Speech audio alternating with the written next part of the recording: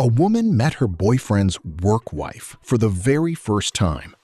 By the end of the night, the work wife had kissed him, cried on him, and been dropped off at some other guy's house. The internet lost its mind. The boyfriend lost his job. Everything turned out fine. Here's how it happened. My boyfriend Jake and I have been together for 5 years. We own a house together, he's been at his current job for a few years, and there's a coworker I'll call Amy. She's only 3 years older than him. He had mentioned her a handful of times. She'd asked him to fix her car, to come by her place, and help with things around the house. He told me all his coworkers were a lot older than him, which was true of everyone, except her. It wasn't a lie, exactly. She just wasn't on my radar. Then one night, while Jake was asleep, his friend kept calling. I answered to let him know Jake was sleeping. Before I put the phone down, I saw 5 unread notifications from Amy. One of them said, "Great, Jake. Now everyone thinks we're hooking up." Now everyone thinks we're hooking up, sent with a laughing face? That is not a text you send to someone you are not at least a little interested in. That is a flirt wearing a very thin disguise.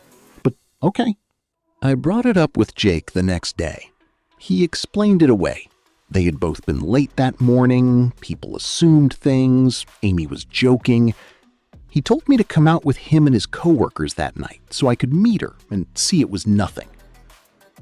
It was not nothing. Amy was not the much older coworker I had imagined. She was touching him constantly, leaning on him, putting his arm around her, kissed him on the cheek in front of me like I wasn't sitting right there. They were teasing each other all night. She told me all about how she loved him like a brother.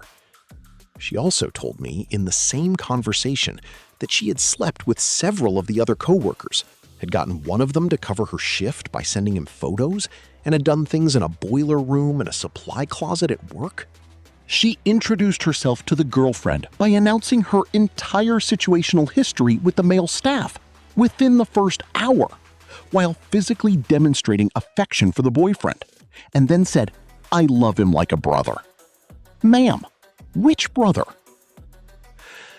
Later in the night, Amy started crying at the bar, full tears, sobbing about how she was so lonely and nobody loved her. A coworker looked at Jake and said, "It's your turn." Jake got up, brought me with him, and we stood outside while Amy wept at us about wanting someone to love her.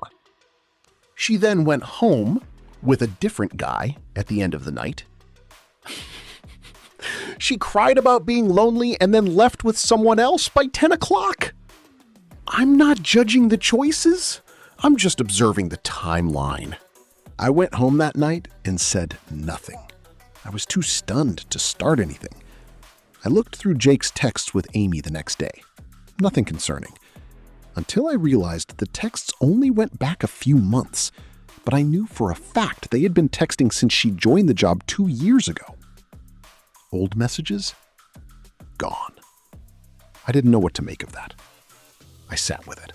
A few weeks later, on a trip with friends, I found a quiet moment with Jake and told him everything. How I felt that night, what I saw, what had been sitting in my chest since. He said he had also been caught off guard by how Amy acted at the bar. He said she had always made the occasional odd comment, but had never been physically like that before. He was uncomfortable and didn't know how to react in the moment. He apologized for not talking to me about it sooner. He said he'd already told a coworker who manages the schedule that he was uncomfortable, and she agreed to stop scheduling him with Amy. He showed me the messages. A few weeks after that, Amy started switching her shifts to overlap with his anyway. So Jake quit. He applied to a new job, got it, put in his 2 weeks, and left. Better field, better pay, no Amy. That is not a man who was enjoying the situation. That is a man who went to some trouble to exit it. We have been talking a lot since then. Better communication, how to name uncomfortable things before they become bigger things. I know a lot of people were hoping I would leave. I am not leaving. I am happy with where we are. All right, Here is the breakdown. Talking about it when it was uncomfortable, showing her the texts from the coworker, and then actually leaving the job when Amy started maneuvering around the new schedule. That last part is the one that counts. Words are one thing. Quitting the job is a different kind of answer entirely. But sitting silent the whole car ride home, waiting weeks for a trip, and never once having a version of that conversation in real time? When something bothers you that much, the longer you wait to say it, the harder the conversation becomes, and the more it grows in the silence. Discomfort named early is manageable. Discomfort stored for 3 weeks becomes a whole situation. If it were me, I would have said something approximately 14 seconds after the cheek kiss.